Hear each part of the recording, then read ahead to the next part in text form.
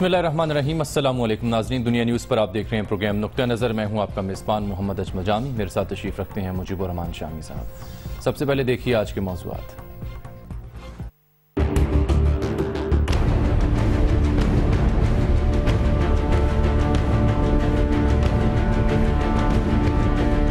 Dawn leaks report پر اس ایک tweet کے بعد وزیر اعظم خود کیا سوچ رہے ہیں اور کیا چاہتے ہیں، جانیے آج کے نقطہ نظر میں۔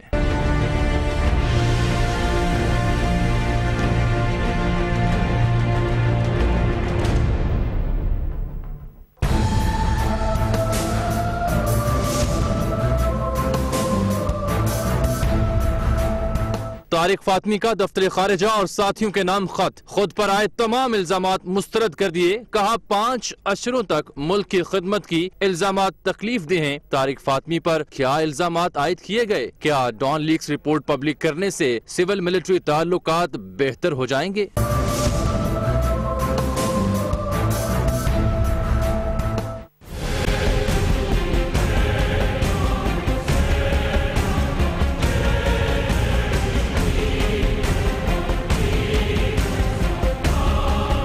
Panama case per J I T کے لیے سپریم کورٹ میں اسپیشل سیکشن قائم کر دیا گیا۔ اسسٹنٹ رجسٹرار کوارڈینیٹر مقرر۔ جے آئی ٹی ہر 15 روز بعد رپورٹ کوارڈینیٹر کو جمع کرائے گی۔ جے آئی ٹی کی تشکیل میں تاخیر کیوں ہو رہی ہے؟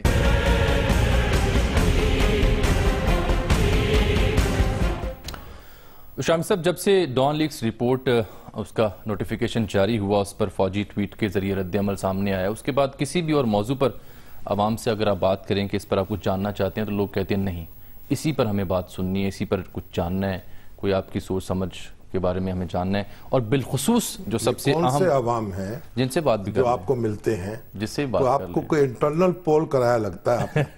نہیں، پول تو خیر کافی ہو چکے سوشل میڈیا پر بھی، اور لوگ اسی پر بات کرنا چاہتے ہیں، اسی پر بات کرنا چاہتے ہیں۔ ہمیں یہ کوئی بخار چڑھ گیا ہے اس کا؟ یہ بھی ہو سکتا ہے، ہمیں تو وہی بخار چڑھتا ہے جو پولز کے ذریعے، عوام کی رائے کے ذریعے ہمارے تک پہنچتا ہے۔ پولز بھی انٹرنلی ہوتے ہیں؟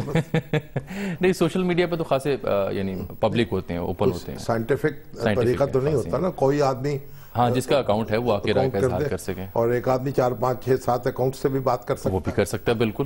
لیکن بات کرنے کا مقصد یہ تھا کہ فوجی رد عمل سامنے آ گیا، کچھ وزراء کو بھی ہم نے سن لیا، اپوزیشن جماعتوں کا بیانیہ بھی ہم نے دیکھ لیا۔ سب سے بڑا جو سوال ذہنوں میں آ رہا تھا وہ یہ تھا کہ خود وزیر اعظم وہ اس معاملے پر کیا سوچ رہے ہیں، کیا چاہ رہے ہیں۔ اور کل ہمیں کچھ سنگن ہوئی، لیکن آج تصدیق ہوگی کہ آپ کی وزیر اعظم سے ملاقات ہوئی تھی، تو لہٰذا فرسٹ ہینڈ انفارمیشن تو ڈیفینیٹلی آپ کے پاس ہوگی کہ وہ کیا چاہ رہے ہیں اور کیا سوچ رہے ہیں۔ دیکھیں، وزیر اعظم سے ملاقات ہوئی ہے یقیناً، اچھا، اور ملکی صورتحال پر تبادلہ خیال بھی ہوا ہے، اور یہ کل ملاقات ہے، مختلف موضوعات پر بات چیت بھی ہوئی ہے، اور جب بھی وزیر اعظم سے بات ہوتی ہے تو بہت تفصیل سے تبادلہ خیال ہوتا ہے، یعنی مختصر ملاقات نہیں ہوتی۔ دیکھیں، مختصر بھی ہو سکتی ہے، لیکن یہ تو موضوعات پر منحصر ہے نا۔ دیکھیے، بات یہ وزیر اعظم وہ کیا کہتے ہیں کہ تشکیل و تکمیل فن میں جو بھی حفیظ کا حصہ ہے وہ نصف صدی کا قصہ ہے، 2-4 برس کی بات نہیں۔ تو وزیر اعظم بھی اب پاکستان کے میرے خیال اس وقت سینئر ترین سیاستدانوں میں شمار ہوتا ہے ان کا، اور تجربے کے اعتبار سے تو کوئی ان کا ہمسر نہیں ہے۔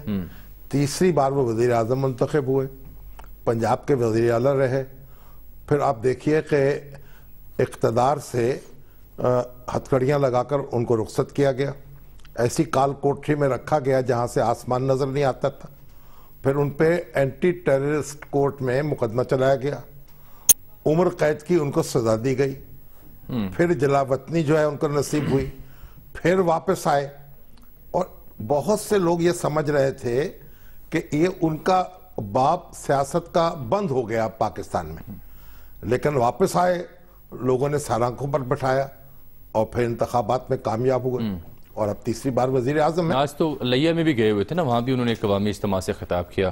دیکھیں، اور ان سے جو تعلق ہے وہ بھی کئی اشروں کو محیط ہے، ٹھیک ہے، وہ بھی جب ان بھرپور جوانی میں جو سمجھیں، اور میرا بھی عالم شبابی تھا، تو اس وقت سے ان سے ملاقات ہے، اور اب تو دیکھیے وزیر اعظم جو ہیں، جو وزیر اعظم بننا کوئی معمولی بات نہیں ہے، یعنی کروڑوں لوگ جو ہیں ووٹ دیتے ہیں اور جو جان لڑانی پڑتی ہے، اور تب آپ کو انتخاب میں کامیابی نصیب ہوتی ہے. ٹھیک ہے.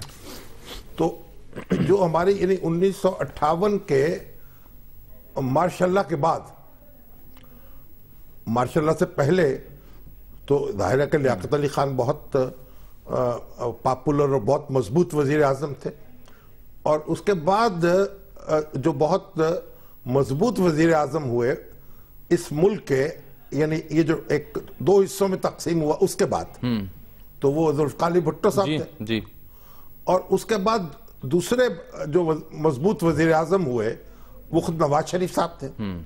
بے نظیر بھٹو بھی وزیر اعظم ہوئی، ان کے اپنے کمالات اور اوصاف تھے، لیکن وہ بھی وہ مضبوط، اس طرح کی ان کی پارٹی مضبوط نہیں رہ سکی جس طریقے کی نواز شریف صاحب کی رہی، اور جتنے پھر زیر و بم سے وہ گزرے. ٹھیک ہے. تو اب میں نے یہ تمہید اس لیے باندھی ہے کہ وزیر اعظم جو ہیں وہ کئی بار بحرانوں سے دوچار ہو چکے ہیں. تو میں نے دیکھا ان کے جو اعصاب ہیں نا، وہ اس متاثر نہیں ہوتے آسانی سے. ٹھیک. اور وہ حوصلہ نہیں ہارتے. وہ ایک فائٹر ہیں، یعنی جو حالات سے نبرد آزما ہونے کی صلاحیت رکھتے ہیں ٹھیک، اور حوصلہ بھی رکھتے ہیں. تو بات یہ ہے کہ اب جو بھی صورتحال اس وقت ہے، وہ سپریم کورٹ میں معاملہ گیا، پھر اس کے بعد اب بھی ایک سپریم کورٹ میں ہی ہے ایک طرح سے پاناما کیس جو ہے، اور اس کے ساتھ اب دیکھیے یہ ڈان لیکس کا معاملہ شروع ہو گیا. تو پاکستان جو ہے اس کی سیاست جو ہے وہ تو ہر وقت اس طرح کے معاملات سے دوچار رہتی ہے، اور لیکن ان کے اعصاب مضبوط ہیں، وہ حالات کا سامنا کر رہے ہیں، اور انہیں یقین ہے کہ وہ اپنا مقدمہ لڑیں گے، اور جو تفتیشی ٹیم بنائی گئی ہے اگر وہ ضرورت سمجھے گی تو اپنا نقطہ نظر اس تک دے لیں گے. اور دیکھیں میں آپ کے ایک عرض کروں، بنیادی بات کیا ہے، جو وزیر اعظم بنتا ہے، جو سیاست میں آتا ہے اس عزم کے ساتھ، اور ایک پارٹی کا لیڈر ہوتا ہے، پھر پارٹی بناتا ہے، اور کروڑوں لوگ اس کو امید کی نظر سے دیکھتے ہیں. بھٹو صاحب بھی تھے، پھر نواز شریف صاحب. اس کا بھی کچھ ذہن ہوتا ہے، کچھ سوچ ہوتی ہے، کوئی ایجنڈا ہوتا ہے. ظاہر ہے اس کا اپنے ذاتی ویژن بھی ہوگا نا، ویژن ہوتا ہے اس کا. سیاسی جو لیگیسی لے کے چل رہے ہوتے ہیں اس حساب سے. بھٹو صاحب جو آئے تو پہلے تو آپ دیکھیے بھٹو صاحب کا ایک اپنا ویژن تھا. اب انفارچونیٹلی وہ منتخب تو ہوئے تھے مغربی پاکستان کے 2 صوبوں میں، اور پورے پاکستان میں وہ اقلیت دوسری بڑی پارٹی تھی ان کی. لیکن ایسا تصادم ہوا، اس کی تفصیل میں ہم نہیں جاننا چاہتے. شیخ مجیب الرحمان کو وزیر اعظم ہونا چاہیے تھا، لیکن اس کی بجائے بھٹو صاحب وزیر اعظم بن گئے، اور ملک جو ہے دو لخت ہوا. تو بھٹو صاحب جو ہیں، انہوں نے جو ایک ان کا ویژن تھا، اس میں ایک تو انڈیا کے ساتھ جو محاذ آرائی تھی اور لڑائی جو تھی، اس میں ان کی ایک بڑی کنٹریبیوشن تھی. وہ سمجھتے تھے کہ انڈیا کو جنگ کے ذریعے سے ہم مجبور کر سکتے ہیں مسئلہ کشمیر کو حل کرنے پر، اور اس سے نپٹ سکتے ہیں. اس کے اپنے فیکٹرز تھے. اور دوسرا ان کا یہ تھا کہ انہوں نے آپ کی معیشت جو ہے اس کو قومیہ لیا، سوشلائز کر لیا، یعنی سرکاری افسروں کے سپورٹ کر دیا. ٹھیک ہے. تو مطلب یہ دو جو ان کے معاملات تھے، ان کے اثرات سے اب تک نہیں نکلے. ٹھیک. تو نواز شریف صاحب جو ہیں، ان کا بھی اپنا ایک ویژن ہے، ان کی بھی ایک سوچ ہے، خارجہ پالیسی کے معاملے میں بھی، معاشی معاملات کے معاملے میں، ملک کے مستقبل کے معاملے میں. تو نواز شریف صاحب جو ہیں وہ ایک ایسے لیڈر ہیں جو کسی خارجی یعنی تعلقات کے حوالے سے نعرے لگا کر وزیر اعظم نہیں بنے.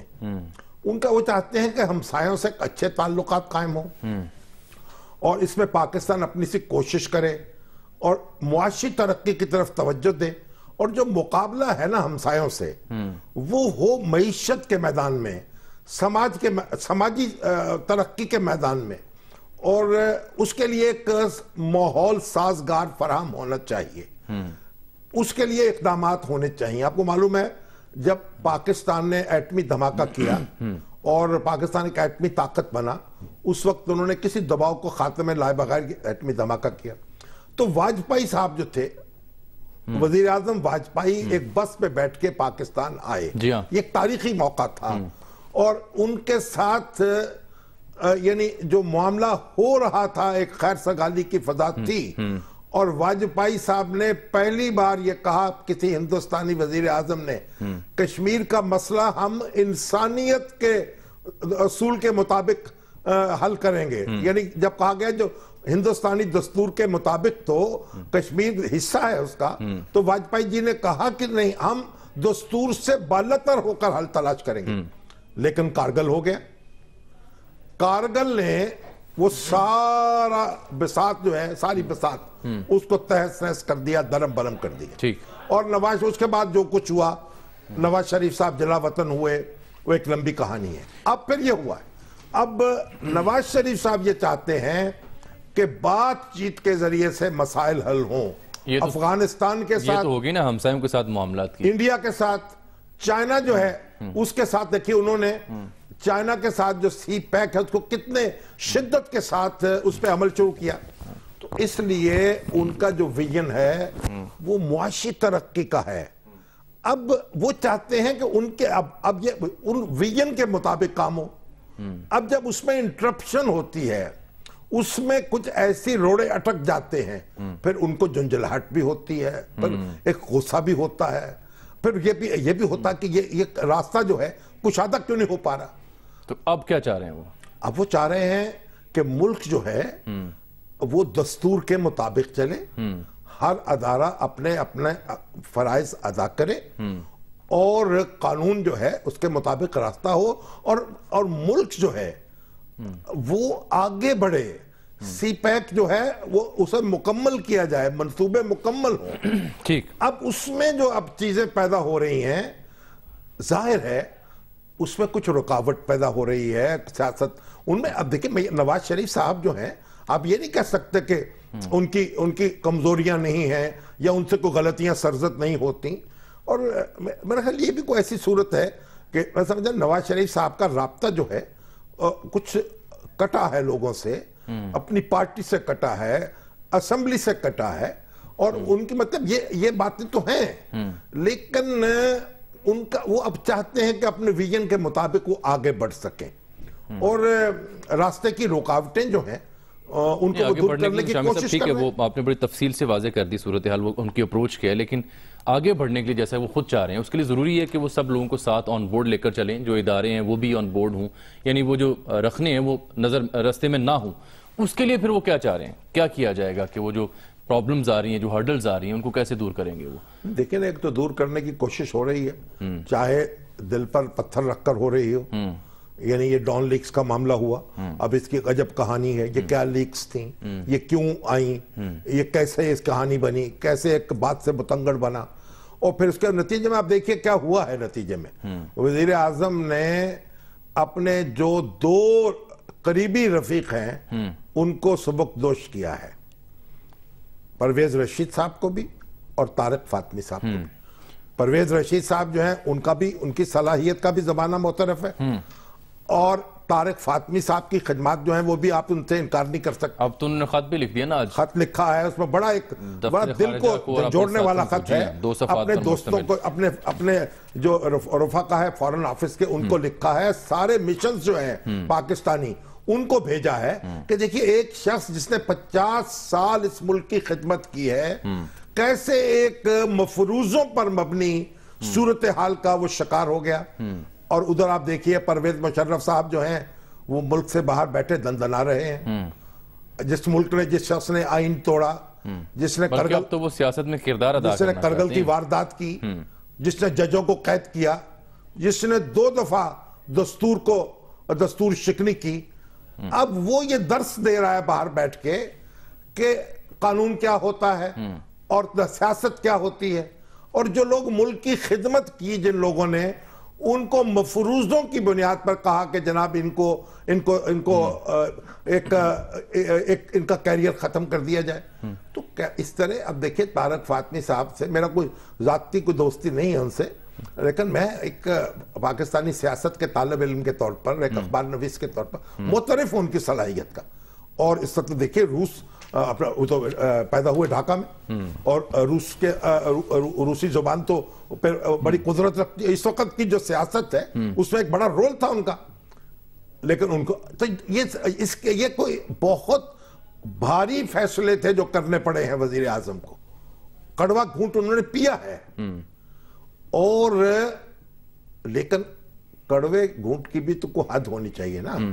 اگر آپ ساری کڑوی دوائی جو ہے وہ وزیر اعظم کے لیے رکھ لیں اور سارا میٹھا جو ہے وہ خود آپ کہیں گے جنابی صاحب میں نے ہپ ہپ کر کے کھا لینا ہے. نہیں ہم تو نہیں کریں گے، لیکن اب سوال یہ پیدا ہو رہا ہے نا اسی تناظر میں. وہ کہہ رہے ہیں کہ اصل نام تو منظر عام پر لے کے نہیں ہے، یہی وجہ ناراضی ہے. کوئی اصل نام لے آتے جو کنسنسس ہوا تھا. لیکن اب پرویز شیخ صاحب کا ذکر کیا جا رہا ہے بار بار، اور پھر یہ بھی اطلاع آ رہی ہے کہ جی وہ جو باقی مدرجات ہیں وہ بھی پبلک کیے جائیں گے تاکہ تسلی ہو سکے. بات سن لیجئے، یہ رپورٹ جو تھی یہ کمیٹی بنی، اس میں مختلف اداروں کے لوگ شامل تھے. اس نے ایک سفارشات مرتب کی، اور پھر وہ بیچارے ہمارے راؤ تحسین جو پرنسپل انفارمیشن افسر وہ بھی اس کی نظر ہوئے. اب دیکھیے وہ سفارشات مرتب کی اتفاق رائے سے. ان پر عمل کے بارے میں حکومت جو ہے یہ نہیں کہہ رہی کہ عمل نہیں ہوگا. ان پر عمل کا جو بیشتر چیزیں جو ہیں ان پر عمل ہو چکا.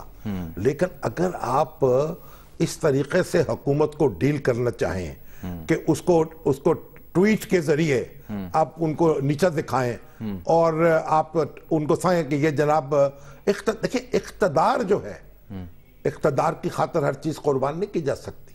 ٹھیک، ایک بریک لیتے ہیں ناظرین، واپس آتے ہیں اس چھوٹی سی بریک کے بعد. ہمارے ساتھ رہیے گا.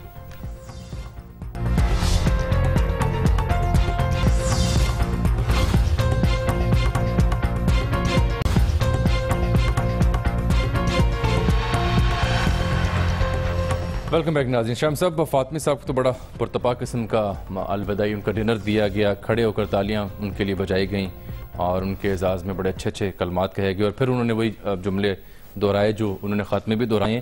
لیکن اب اس سے ہٹ کسی سے جڑا جو دوسرا معاملہ تھا وہ اے پی این ایس کو ریفر کیا گیا تھا اس کیس کو. ایک بنیادی بات سمجھ لیں، یہ جو کمپینز چلائی جاتی ہیں، جو وزیر اعظم کے خلاف ان کو ٹارگٹ کیا جاتا ہے اور ان کا جو امیج جو ہے مسخ کیا جاتا ہے، یہ کوئی یعنی کسی کے مفاد میں نہیں ہے. یہ جو ڈرائیونگ سیٹ پہ بیٹھا ہوا ہے نا، جب وہ ڈرائیو کر رہا ہوتا ہے تو پیچھے بیٹھنے والے آپ کیا کرتے ہیں؟ وہ اسے ہی موڑ کاٹنا ہے، اسے ہی گاڑی کو چلانا ہے، اسے دیکھنا ہے کہ کہاں گاڑی رکنی ہے، کہاں گاڑی بڑھنی ہے، کہاں دائیں ہونا ہے، کہاں بائیں ہونا ہے. اگر پیچھے بیٹھنے والے یہ کہیں کہ ہم یہ کمانڈ کریں گے تو وہ گاڑی نہیں چل سکتی. اور آپ کو دیکھیے کہ جو کوتاہیاں غلطیاں جو ہوں، معاملہ عدالت میں ہے وہاں فیصلہ ہونا چاہیے، لیکن جو کمپینیں چلائی جاتی ہیں، جو چہروں پہ کالک ملی جاتی ہے. ذوالفقار علی بھٹو مرحوم جو ہیں، جن کے بارے میں اب ایک کنسنسس ہے ملک میں کہ وہ ایک بڑے مسلمان قوم پرست تھے. ہمارے ڈاکٹر شریف المجاہد بہت بڑے پروفیسر ہیں اور بڑے ایک محقق ہیں ہمارے، وہ چند ماہ پہلے تشریف لائے تھے. انہوں نے کہا بھائی ہم سے غلطی ہو گئی، اب ہم نے جو پڑھا ہے بھٹو کو، he was a great Muslim nationalist. ان کے بارے میں جو ایجنسیوں نے جو کچھ کیا ہے، ان کی میت کو برہنہ کر کے ان کے ختنے چیک کیے گئے کہ ان کے مسلمان ہونے کے بارے میں شبہات اتنے پیدا کیے گئے تھے. تو یہ جو کھیل ہے یہ کھیلا جا رہا ہے، اس کھیل کو ختم کرنا پڑے گا. اگر کھیل ختم نہیں ہوگا ملک کو ناقابل تلافی نقصان ہو جائے گا. اور یہی میرا پیغام ہے اپنے تمام دوستوں سے، دانشوروں سے، میڈیا کے لوگوں سے، ان لوگوں سے جو ہماری پہنچ سے دور ہیں لیکن ہماری آواز ان تک پہنچتی ہے. چلیں آواز پہنچ گیا. اب یہ بتائیے کہ اے پی این ایس اس بارے میں کیا سوچتے ہیں؟ کیونکہ انہیں تو ریفر کیا گیا نا کہ آپ اس پر کارروائی کریں اور کوڈ آف کنڈکٹ بھی بنائیں. کو یہ معاملہ ریفر کیا گیا ہے. انہوں نے کہا کہ سیکورٹی کے حوالے سے آپ ایک کوڈ آف کنڈکٹ تجویز کریں اور پھر اس معاملے کا نوٹس لیں. آج اے پی این ایس کی ایگزیکٹو کمیٹی کا اجلاس تھا، اس میں ڈان کے نمائندے بھی شریک تھے. ظفر عباس صاحب بھی تھے, حمید ہارون صاحب بھی تھے. انہوں نے کہا کہ ہمیں اس پہ کوئی اعتراض نہیں, ہمیں APNS پر اعتماد ہے, وہ اس معاملے کو ڈیل کرے. کیونکہ مجھے بھی خصوصی طور پر مدعو کیا گیا تھا, کیونکہ اس کے صدر تو سرمد علی صاحب ہیں اور سیکرٹری جنرل عمر شامی صاحب ہیں. تو ہم نے اب وہاں فیصلہ ہوا ہے کہ ایک کمیٹی بنا دی جائے گی جو سارے معاملے پہ غور کرے گی. APNS کوئی عدالت نہیں ہے, اس نے کوئی فیصلہ نہیں دینا, اس نے اپنی سفارشات پیش کرنی ہے.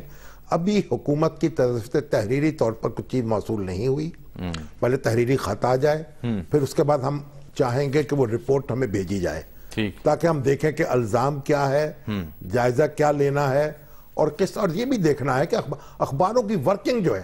ابھی تو آپ دیکھیے کہ ڈان جو ہے اس کے اشتہارات بند ہیں دفاعی اداروں کے, اس کے بعد وہ جو چھونیوں کے جو سول گھرانے ہیں ان تک بھی پہنچ نہیں پا رہا. تو یہ مطلب ہے ڈان جو ہے آخر قائد اعظم محمد علی جناح نے اس کی بنیاد رکھی تھی, اور یہ مسلم لیگ کا ترجمان تھا, یعنی یہ اس کا اپنا ایک ماضی ہے. تو بہرحال ہم ایک سنجیدگی کے ساتھ اس معاملے کو دیکھیں گے کہ کہاں وائلیشن کس کی طرف سے ہوئی ہے اور آئندہ سے اس کا کیا سدباب ہو سکتا ہے. اب دوسرا جو پاناما کیس پر JIT بننی تھی, اس میں تمام اداروں نے نام تو بھیج دیے تھے سپریم کورٹ کو. اب انہوں نے آج ایک special section supreme court of Pakistan میں قائم کر دی ہے. اس کے جو کوارڈینیٹر ہیں وہ اسسٹنٹ رجسٹرار ہوں گے, اور JIT ہر 15 روز بعد اسسٹنٹ رجسٹرار یعنی کوارڈینیٹر کو اپنی رپورٹ بھی دے گی. تمام اداروں نے 3 نام بھیج دیے, لیکن ایک نام پک کر کے وہ جو JIT بننی تھی وہ مسلسل تاخیر کا شکار ہے. اصل میں اس کی کیا وجہ آپ کو لگتی ہے؟ یہ 5 رکنی بینچ تھا, اس کا فیصلہ یہ تھا کہ ایک نیا بینچ بنا دیا جائے. مگر مجھے یہ ایسے معلوم ہوا ہے, میں تصدیق نہیں کر سکا, کہ شاید جو اس بینچ کے سربراہ ہیں وہی اس معاملے کو ڈیل کر رہے ہیں. اگر ایسی بات ہے تو یہ تو نامناسب بات ہے. جب ہم نے دیکھا 2 جج جو فیصلہ دے چکے خلاف, اور پھر ان کا تو بینچ میں ان کا تو کوئی معاملہ ہے نہیں رہنے کا, تو سپریم کورٹ کی طرف سے ابھی اعلان نہیں آیا. اعلان ہو جانا چاہیے کہ نیا بینچ انہی 3 ججوں پر مشتمل ہے یا کوئی دوسرے افراد اس میں شامل ہیں, ان کو پھر اسے ڈیل کرنا چاہیے. اور مجھے تو یہ بھی معلوم ہوا کہ بعض اداروں کی طرف سے یعنی فوجی ادارے نہیں ہیں وہ, اور یعنی اور حکومت بھی نہیں ہے, لیکن کوشش کی گئی ہے کہ کوئی مرضی کے نام بھی شامل کروا لیے جائیں. تو بہرحال یہ ایک بڑا نازک معاملہ ہے. تو چیف جسٹس سپریم کورٹ جو ہیں ان سے یہ ہماری استدعا ہوگی کہ وہ اس میں واضح طور پر جو بینچ ہے جو نگرانی کرنے والا ہے اس کا اعلان کر دیں, تاکہ معاملہ آگے بڑھ سکے. اور ابھی تو میں خیال بیرسٹر ظفر اللہ نے بھی وہ جو وطن پارٹی کے ہیں انہوں نے ایک درخواست دی ہے لاہور رجسٹری جو سپریم کورٹ کی. انہوں نے کہا ایک تو اس فیصلے کا ریویو کیا جائے, کیونکہ اس میں جو لفظ استعمال ہوئے فیصلے کے ابتدائیے میں وہ مناسب نہیں ہے, ان پر غور کیا جائے, حذف کیا جائے. اور دوسرا انہوں نے کہا کہ یہ جو تحقیقات کے لیے جو ایجنسیوں کو ذمہ داریاں دی گئی ہیں ان کا دیوانی مقدمات کا تجربہ نہیں. JIT میں جو 2 ایجنسیاں ڈالی گئی ہیں اور ISI, اب دلچسپ بات اس لیے وہ کہہ رہے ہیں کہ آئی بی کو نہیں رکھا گیا, یہ بڑی دلچسپ بات ہے. اس لیے وہ کہہ رہے ہیں کہ چونکہ ان کا تجربہ نہیں ہے دیوانی مقدمات کو ڈیل کرنے کا, لہٰذا JIT کی بجائے ایک کمیشن بنایا جائے. دیکھیں بیرسٹر ظفر اللہ صاحب جو ہیں میرا خیال ہے وہ پارٹی نہیں تھے اس مقدمے میں, تو شاید ان کی طرف سے کوئی ریویو پٹیشن تو فائل نہیں کی جا سکتی, لیکن وہ اپنی ایک انڈیپینڈنٹ درخواست پیش کر سکتے ہیں وہاں سپریم کورٹ میں. اور ممکن ابھی تو میرا خیال مسلم لیگ نون کی طرف سے بھی یہ واضح اعلان نہیں ہوا کچھ تھا کہ وہ نظر ثانی کی درخواست دیں گے یا نہیں دیں گے. میرا خیال یہ ہے کہ ان کی طرف سے بھی نظر ثانی کی درخواست آئے گی, کیونکہ جسٹس کوسا صاحب کے فیصلے میں جو الفاظ استعمال کیے گئے وہ سخت ہیں, اور اس حوالے سے یعنی نظر ثانی کی درخواست آ سکتی ہے. اور پھر یہ بھی ہے, میں نے یہ بھی سنا کہ کچھ سول سوسائٹی کے کچھ لوگ وہ جو کہتے ہیں کہ اس کے اندر جو فوجی یعنی افسران ہیں ان کو شامل نہ کیا جائے, اس کے منفی اثرات بھی مرتب ہو سکتے ہیں. اور یہ میرا خیال افواج پاکستان کو بھی کوئی خوشی نہیں ہے میرا خیال. تو اب دیکھیں اس میں اگر سپریم کورٹ میں یہ بات چیلنج ہوتی ہے تو اس کا کیا نتیجہ نکلتا ہے. ایک بریک ناظرین ہم لیتے ہیں, اور واپسی پر کچھ ذکر ہوگا کراچی کی سیاست کا بھی, اور بالخصوص فاروق ستار صاحب وہ بھی لاہور کے دورے پر تھے آج, ان کی مصروفیت کیا رہی ایک بریک کے بعد.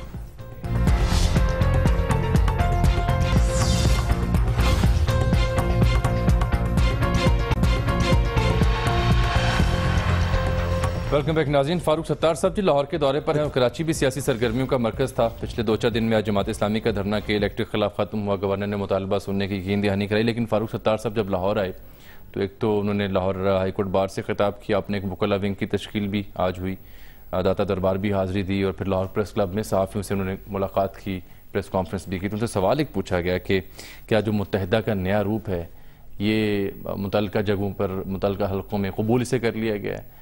تو متعلقہ حلقہ نہیں، ادارے کہیں آپ، ادارے کر لیں. تو انہوں نے کہا جی کہ اس کا کوئی جواب وہ دے نہ پائے، بات کو ٹال گئے. پھر پوچھا گیا کہ کیا پی ایس پی سے آنے والے انتخابات میں کوئی اتحاد ہو سکتا ہے، تو اسے بھی انہوں نے قبل از وقت قرار دے دیا. دیکھیے بنیادی بات یہ ہے، یہ تو گدگدیاں ہیں جو اخبار نویسوں کی جاری رہیں گی ان کے ساتھ. آج میری بھی ان سے ملاقات ہوئی تھی، بڑے پورے اعتماد تھے، اور کراچی میں جو ان کے اجتماعات ہو رہے ہیں ان کے بڑا حوصلے میں تھے، اور ان کا خیال تھا کہ پنجاب میں بھی وکلا کی تنظیم وہ قائم کر رہے ہیں، اور ایک اچھی ان کو ایک پیش رفت نظر آ رہی ہے. اچھی بات ہے اگر پنجاب میں دیگر صوبوں کے سیاستدانوں کو بھی میں آئے، اور اچھی بات ہے. دیکھیں ایک بات میں یہ آج کے پی کے اسمبلی کی بات سن لینا. میجر عمار صاحب نے یہ مجھے ایس ایم ایس کیا کہ آج سرگودا چھونی میں ڈان کا داخلہ ہو گیا ہے، اجازت مل گئی ہے اس کو. اور طارق مسعود صاحب نے یہاں نثار کالونی لاہور چھونی سے کہا ہے کہ میرے گھر پہ ڈان آ رہا ہے، یہاں کوئی پابندی نہیں ہے. یہ بڑی اچھی بات ہے. جہاں جہاں ہے کوئی قدغن لگی ہے، میرا خیال اس پر نظر ثانی کر لی جائے. ہم سارے افواج پاکستان کے نیاز مند ہیں، اور خدا نخواستہ کوئی افواج پاکستان سے کوئی لڑائی خدا نخواستہ نہیں ہے، نہ ہو سکتی ہے، نہ اس کا تصور کیا جا سکتا ہے. اور اگر اس پر بھی غور کر لیا جائے کہ جو اشتہارات آئی ایس پی آر نے ان کے بند کیے ہیں اس پہ بھی نظر ثانی کر لی جائے تو کوئی بڑا کائنڈ جیسچر ہوگا. ٹھیک. دوسرا آج کے پی کے اسمبلی میں دیکھیے کہ اپوزیشن خواتین جو ہیں وہ فنڈز کے جو غیر منصفانہ تقسیم ہے اس پر کوئی احتجاج کر رہی تھی، پیپلز پارٹی کی اور پاکستان مسلم لیگ نون کی. تو وہاں جو نگہت اور اکزئی ہیں جن کا تعلق پاکستان پیپلز پارٹی سے ہے، وہ ہمیں بتایا جا رہا ہے کہ وہ سراپا احتجاج تھیں، جس پر شاہ فرمان جو کہ پبلک ہیلتھ کے وزیر ہیں عموماً دن کے وقت یہ آرام کرتے یا نیند پوری کرتے دکھائی دیتے ہیں. یہ ان سے گویا ہوئے، انہوں نے خاصی بدتمیزی کی ہے رپورٹڈلی، اور انہوں نے یہ تک کہہ دیا کہ ان کو کہ آپ کو شاید بہت زیادہ اس وقت موسم کے اثرات ہیں تو اس کا حل کیا جا سکتا ہے، اور آپ کالے منہ والی ہیں. یہ جملہ بھی استعمال کیا. اور اکزئی جو ہیں بڑی دبنگ خاتون ہیں، اور شاہ فرمان جو ہیں وہ انہوں نے کہا بھائی سندھ اسمبلی میں اتنی بدتمیزی ہوئی اور پھر پنجاب اسمبلی میں ہوئی تو کے پی کے تو پیچھے رہ گیا ہے، تو وہ خلا انہوں نے پر کر دیا تحریک انصاف کا. تو اب عمران خان صاحب کو چاہیے ان کے کان پکڑیں، سرزنش کریں ان کی، ان کو کہیں معافی مانگے اور توبہ کریں. ٹھیک. اب یہ دیکھیے کہ مودی صاحب نے جو تجویز نا ترکی کی طیب اردوان صاحب دو روزہ دورے پر تھے، کل گفتگو کریں گے اس پہ، آج نہیں. وہ آج تو میں گیا تھا ایک دن یہاں قوم سیٹ کے کیمپس میں، جو ایک بڑا، یہ 7 کیمپس ہیں قوم سیٹ کے، 35,000 طالب علم یہاں پڑھ رہے ہیں، بہت وسیع اور اس کیمپس ہے. ڈاکٹر قیصر عباس یہاں کے ریجنل ڈائریکٹر ہیں، اور 10 بڑے اداروں میں 10 پاکستان کے 10 جو ادارے ہیں ان میں شمار ہوتا ہے ان کا ٹاپ کے. تو مجھے وہاں جا کے بڑی خوشی ہوئی.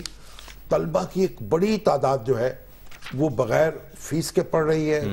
یہ جو یہاں یہ لیبر بورڈ ہے، ورکرز بورڈ جو ہے، ورکرز ویلفیئر بورڈ، یہ اس کی زمین پر یہ قائم تھا، اور اس نے ان کے بچوں کو یہ مفت پڑھاتے ہیں، اس سے فیس نہیں لیتے. اب میرا خیال ان کی جو لیز ہے وہ ختم ہو رہی ہے یا ہونے والی ہے. تو میرا خیال ہے جو ہمارے راجہ اشفاق سرور صاحب وزیر ہیں ان سے بات چیت چل رہی، میرا خیال ہے کہ ان کی جلدی یہ مشکل آسان ہو جائے. اور ایک بڑی ہی اعلیٰ معیار ہے، اور اس میں 1200 پی ایچ ڈیز جو ہیں یہاں کام کر رہے ہیں. ایسی طبیعت میری خوش ہوئی وہاں کا ماحول دیکھ کر، وہاں کے بچوں کو دیکھ کر. باقی اداروں کو بھی ان سے کچھ لرن کرنا چاہیے. اچھا سر، یہ زہید صاحب ہیں اسلام آباد سے ٹیلی فون کال پر. ایک بات سن لیں پہلے. ہمارے دوست ہیں سلیم رانجھا صاحب، اخوت کے ڈائریکٹر ہیں اور ایف بی آر کے ایک بڑے سینئر آفیسر ہیں. انٹلیکچوئل پراپرٹی رائٹس کا جو ایک ونگ بنا ہے اس کے ڈی جی ہیں. ان کی والدہ فوت ہو گئیں، کوٹ مومن کے قریب ان کا گاؤں ہے. تو آج میں فاتحہ کے لیے وہاں گیا تھا. اب بڑی یہ سلیم رانجھا صاحب وہ ہیں، ان کی ایک عزیزہ کے 10,000 روپے سے اخوت کا آغاز ہوا تھا ان کے عطیے سے. اور آج دیکھیے کتنے لاکھوں گھرانے جس سے مستفیض ہو رہے ہیں، قرض حسنہ دیا جا رہا ہے. مگر بڑی ایک دلچسپ بات جو سلیم رانجھا صاحب نے، ان کا پورا گاؤں جو ہے وہ اخوت کی وجہ سے वो पूरा गांव अपने पांव पे खड़ा हो चुका है और वहां से 1 लाख रुपया महीना बखूबत को कंट्रीब्यूट किया जाता है। तो उन्होंने कहा कि ये ऐलान किया, उनका जनाजा जब हुआ वालदा का, तो कहा कि जो मेरी आज तक की नेकियां थीं, जो मैंने कोई अच्छे काम किए हुए थे, वो सब अपनी वालदा के नजर करता हूं और अब उसके बाद अल्लाह मुझे तौफीक दे कि मैं कोई और काम कर सकूं। ऐसा इसाले सवाब जो है मुझे बहुत कम देखने में आया, बल्कि पहली दफा देखने में आया है और मुझे भी बड़ा एक हौसला हुआ उससे। तो अल्लाह ताला उनके इस जज्बे को कबूल फरमाए और उनकी वालदा की मग़फ़िरत करे और उनको हौसला दे। अच्छा, ज़हीर अब्बास साहब, इस्लामा ज़हीर साहब, कहिएगा जनाब आप क्या कहना चाह रहे हैं प्रोग्राम में? अस्सलाम वालेकुम शामी साहब, अस्सलाम वालेकुम जामी साहब, अस्सलाम वालेकुम। मैं आपका डेली व्यूअर हूँ बड़े अरसे से। 2 सवाल करना चाह रहा हूँ शामी साहब से। फरमाएं। सर, पहली बात तो ये है कि जो भी पाकिस्तान में ट्रेंड बन चुका है, इसके लिए कोई लेजिस्लेशन की जरूरत है या इसकी क्या पोजीशन है, आप वाज़ह कीजिएगा। आप पुराने ट्रेंड कौन सा? ये जो मौजूदा ताल्लुकात में जो तनाव है उसका जिक्र वो कर रहे हैं सर। जो कमीशन बनता है, मसलन जस्टिस बाकिर नजफी वाला कमीशन था या एबटाबाद वाला कमीशन था, या इस पे जो बनता है अभी JIT की रिपोर्ट है, इसको क्यों इस अंडर द टेबल कर दिया जाता है? नहीं, इसको तो अंडर द टेबल, इन्हें बात सुने, ये दोनों में जरा मुख्तलिफ बात है। ये JIT जो है, ये जो इस वक्त उसकी जो कमीशन था, उसकी रिपोर्ट, डॉन लीक्स की रिपोर्ट जो है, वो तो हम सब मुतालबा कर रहे हैं कि उसे छपना चाहिए, उसकी सिफारिशात को सामने आना चाहिए ताकि पता चले किसका क्या जुर्म है, क्या उस पर इल्ज़ाम लगाया गया है, उसकी वजूहात क्या है। हम इसमें बराबर के शरीक हैं। अगर आपने रिपोर्टें आम नहीं करनी होती तो फिर साहब तकल्लुफ की जरूरत क्या है? बिल्कुल बिल्कुल यही सवाल है। डॉक्टर जीना साहब हैं, ये भी इस्लामाबाद से हैं जी। फरमाइए डॉक्टर साहब, आपका क्या सवाल है? अस्सलाम वालेकुम जामी साहब भी और शामी साहब भी। सर, मैं तो आई एम वेरी लकी कि मैं एक लिविंग लेजेंड से मुखातिब हूँ। ये सब आप ही के टॉपिक से रिलेटेड। आज का सवाल मेरे सिर्फ 2 हैं, मुख्तसरन से मैं कोशिश करूंगी इसे। सर, अगर 2018 के इलेक्शंस जो भी रिजल्ट आता है, तो जो अब रो रहे हैं पिछले 4 साल से वो फिर रोते रहे हैं, तो ये रोना कब रुकेगा? एक सवाल ये।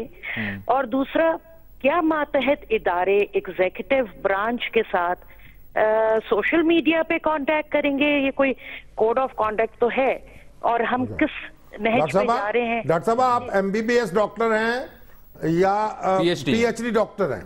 सर, मैं PhD डॉक्टर हूँ। इसीलिए आपका सब्जेक्ट क्या है? इसीलिए सर, मैं मार्केटिंग पढ़ाती हूँ। कौन सा? आपका जो सवाल है उसके अंदर ही जवाब मुज़मिर है। ये अदारों को गौर करना चाहिए इस बात पर। और जो लोग, देखिए, हमारे सियासतदान जो हैं, वो जब उनको हार को बर्दाश्त करने का हौसला पैदा करना चाहिए। 2018 के इंतखाबात से पहले वो तमाम इंतजामात कर लिए जाएं जो किसी अच्छे इंतखाब के लिए जरूरी हैं। और नहीं, उसमें भी पेशरफ्त जो है, उस पर भी लोग तनकीद करते हैं, वो पेशरफ्त हो नहीं पाई जो दरकार थी। नहीं, हो रही है। उससे इलेक्शन से पहले बहुत कुछ हो जाएगा, लेकिन बुनियादी बात यह है कि जज्बा होना चाहिए कि हम हार को भी मान, स्पोर्ट्समैन स्पिरिट जिसे कहते हैं, सब में होनी चाहिए, सब में होनी चाहिए। बिल्कुल। अच्छा, नोमान साहब है रावलपिंडी से, उनका फोन कॉल भी है हमारे प्रोग्राम में। नोमान साहब, फरमाइएगा जनाब, आपका क्या नुक्ता नजर है? जी फरमाइए।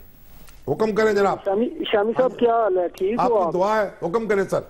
लेकिन आपने ये तरक्की की बात की थी, मियाँ साहब तरक्की करते हैं, बड़ा कुछ करते हैं, ये इसमें कोई शक वाली बात नहीं। ये अभी 2017 है, ठीक है। अभी जितना कर्जा इन्होंने लिया किसी गवर्नमेंट ने नहीं लिया। अच्छा, अब इसको आप एक गौर करें पहले। एक कर्जा वो होता है जो गैर तरक्याती अखराजात के लिए लिया जाता है, एक कर्जा वो है जो तरक्याती अखराजात के लिए लिया जाता है, जैसे इंफ्रास्ट्रक्चर बनता है, जैसे कारखाने लगते हैं। अगर तरक्याती अखराजात के लिए कर्जा लेंगे तो उससे आप पैसे कमाएंगे भी और उससे कर्जा वापस कर सकेंगे। तो जो कर्जा मैंने देखा है इसको, और मैंने जो तहकीक की है, इस कर्जे में से बड़ा हिस्सा जो है वो तरक्याती अखराजात का है। ये बात भी हमें मद्देनजर रखनी चाहिए। ठीक है नोमान साहब, बहुत शुक्रिया। रावलपिंडी से नोमान साहब हमारे साथ मौजूद थे जी, इस बारे में इज़हार ख्याल कर रहे थे। अब शाम साहब, सवाल ये है हमें कि नहीं, सवाल ये हम पूरा करेंगे फिर हम प्रोग्राम ख़त्म करेंगे, कह रहे हैं प्रोग्राम ख़त्म हो गया। सवाल ये है कि क्या जो डॉन लीक्स के हवाले से रिपोर्ट थी वो हुकूमत पब्लिक करने में अभी भी हेजिटेंट है? आपको लगता है कि हिचकिचाहट का शिकार है? ये तो देखिए, हमारा तो मुतालबा है कि आप उसको मंजर आम पर ले आए تاکہ معلوم تو ہو کہ کس کا بھائی کس آپ کی لاجک کیا ہے جو فیصلہ کیا گیا ہے، ٹھیک ہے جی، یا آپ نے بس یعنی ٹھیک ہے، بغیر پروگرام کا کسی وقت ختم ہو گیا. ناظرین اجازت دیجیے، ملاقات ہوگی کل، تب تک کے لیے اللہ حافظ.